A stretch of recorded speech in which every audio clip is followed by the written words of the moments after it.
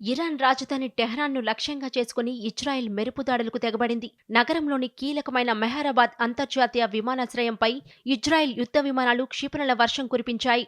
ఈ దాడిలో విమానాశ్రయంలో భారీ ఎత్తున మంటలు చెలరేగి రన్వేపై ఉన్న పలు విమానాలు దగ్ధమయ్యాయి. ఆ ప్రాంతమంతా దట్టమైన నల్లని పొగలు కమ్ముకోవడంతో భయానక వాతావరణం నెలకొంది. ఈ హఠాత్ పరిణామంతో టెహ్రాన్ నగరం ఉలిక్కిపడింది. విమానాశ్రయ పరిసర ప్రాంతాల ప్రజలు భయాందోళనతో సురక్షిత ప్రాంతాలకు పరుగులు తీశారు. ఇజ్రాయెల్ జెట్లను అడ్డుకునేందుకు ఇరాన్ ఎయిర్ డిఫెన్స్ వ్యవస్థ ప్రయత్నించినప్పటికీ ఫలితం లేకపోయినట్లు తెలుస్తోంది. దాడుల నేపథ్యంలో విమానాశ్రయం నుంచి రాకపోకలను పూర్తిగా నిలిపివేశారు. ప్రాణనష్టంపై ఇరాన్ ప్రభుత్వం ఇంకా ఎలాంటి అధికారిక ప్రకటన చేయలేదు. మెహరాబాద్ విమానాశ్రయం కేవలం పౌర విమాన సర్వీసులకే కాకుండా ఇరాన్ సైనిక రవాణాకు కూడా కీలక కేంద్రంగా ఉంది.